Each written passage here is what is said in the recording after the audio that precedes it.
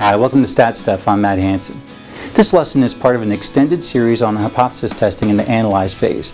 In this lesson, I'll review the two-sample t-test and paired t-test that are used when comparing the central tendency of a continuous value to itself across different time periods, locations, or groups. I'll spend the first part of this lesson reviewing some of the critical concepts that can help you to understand how to use this test.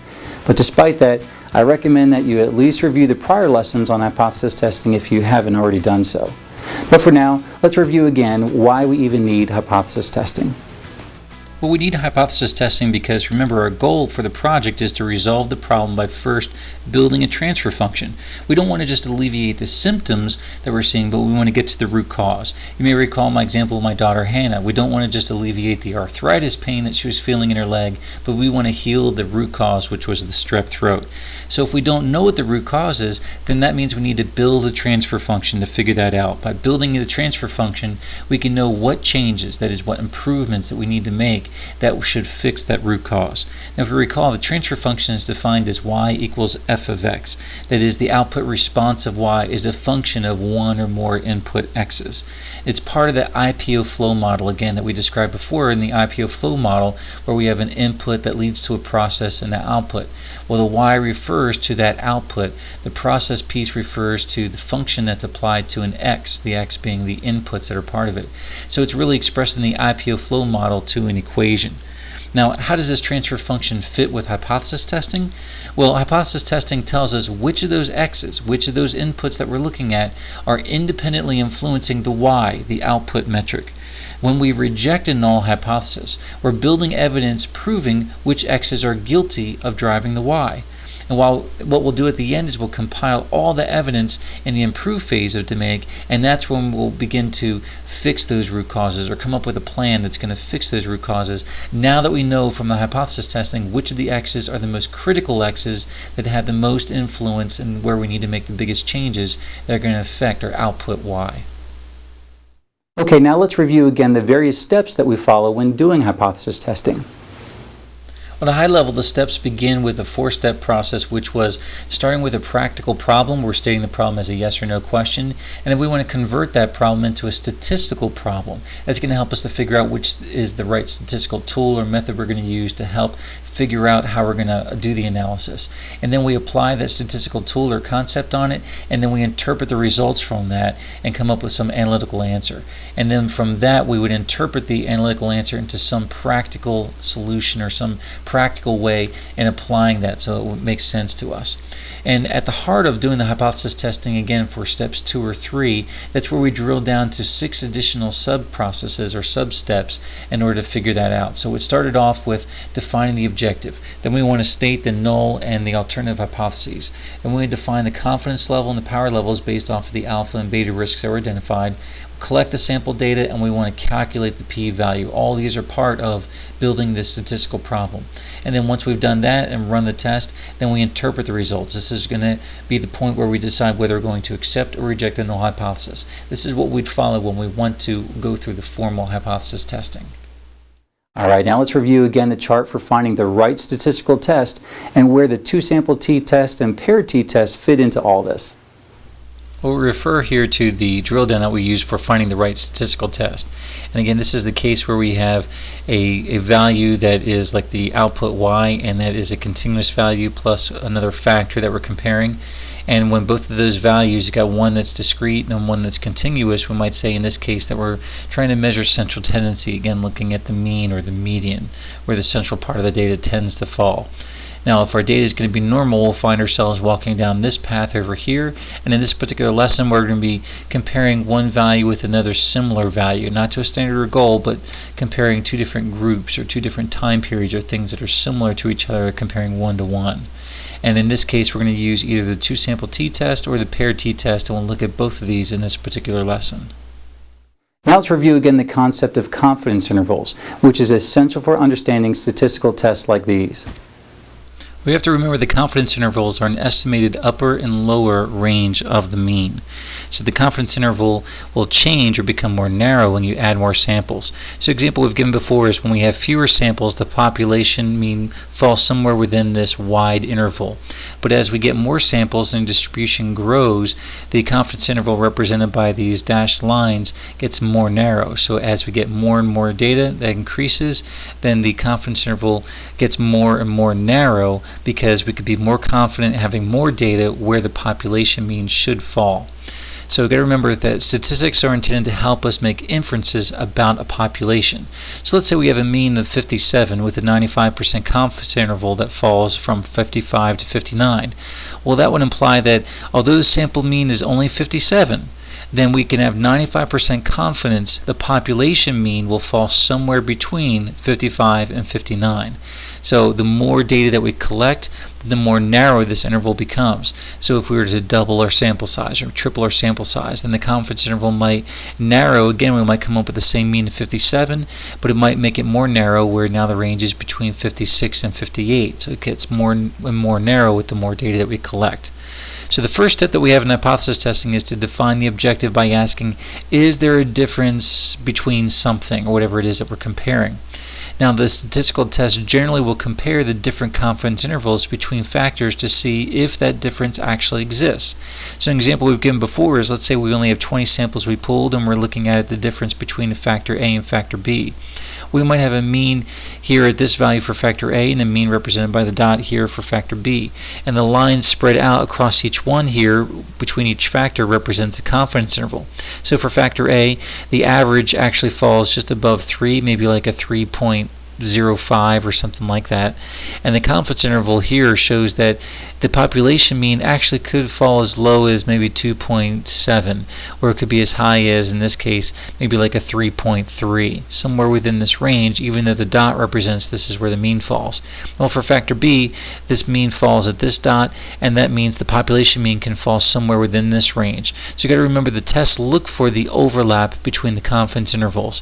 If there's a lot of overlap between them, then there's a good chance that the actual population mean between the compared factors are possibly the same or very close to being the same, which is going to result in a higher p-value, a higher level of risk before we can claim any difference. Well, the more samples we collect, then there's going to be more narrow confidence intervals. Having more narrow confidence intervals means there's less of an overlap between them. So that means there's a lot less chance that the population mean is going to fall within the same more narrow spot between both of these compared factors. And as you continue to collect even more data, then as shown here, there's no overlap. And if that becomes the case, then we would say that there's a low or no p-value where we can conclude, yes, there is a statistical difference between these factors after all. Now let's compare the two-sample t-test with the paired t-test to know in which situation to use each of them. Well, first of all, let's ask ourselves, when should you use this comparison of 1-to-1 with these different types of tests? Well, this is when you want to compare one mean value with another mean value to determine if there is a statistical difference between them. So again, we've mentioned before there are two different types of tests where you can compare those two sets of means. One is the two-sample t-test. That's a test for independent variables, while the paired t-test is when you have dependent variables. Now for both tests, you're going to use the mu difference here, which represents the hypothesis difference within those means. So the null hypothesis is actually going to stay the same between the two different types of tests we're going to look at, but the alternative hypotheses may actually vary. So we're going to start off with saying that the null hypothesis is always going to be the mu for one group is going to be equal to the mu for the other group that you're comparing. However, the alternative could represent something like this, or another one that's when it's a left-tailed, or another one that's right-tailed, or when there's two-tailed. So in either case, you could have a combination of which type of alternative hypothesis you're going to use depending on how you want to compare them. But to compare at least exactly these two different tests from a more practical standpoint, for the two-sample t-test, this is where you're comparing again the means between independent variables, where your sample sources are the same type of sample from different groups. So it's the same type of metric, for example, that's coming from different groups. So some examples include we get the same type of output measurement from two different machines, or maybe from two different manufacturing plants, but you're measuring the same type of thing. between them. Or maybe it's the same performance metric between two different call centers. Or you have the same sales metrics between reps from different stores or locations. So it's the same metric that you're comparing, but those results are coming from different groups. Now compare that to the paired t-test. This is when your means are between dependent variables, where you have the same type of sample that's from possibly the same group. So some examples include measurements from the same machine, but it's represented before and after, like a system upgrade. Or you're measuring performance metrics that are coming from the same exact call center before and after you might have made some process changes on how they execute the process within each phone call. Or you might be looking at sales metrics from the same store before and after you've had new training. Those are the critical differences between these two different tests that we're going to look at. So now we'll explore each of these tests to see how they work. So first, let's look at an example using the two-sample t-test.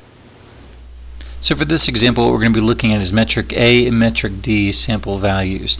And these are basically arbitrary values that are defined in the metric A and metric D respective columns within the sample data file that's provided on the website.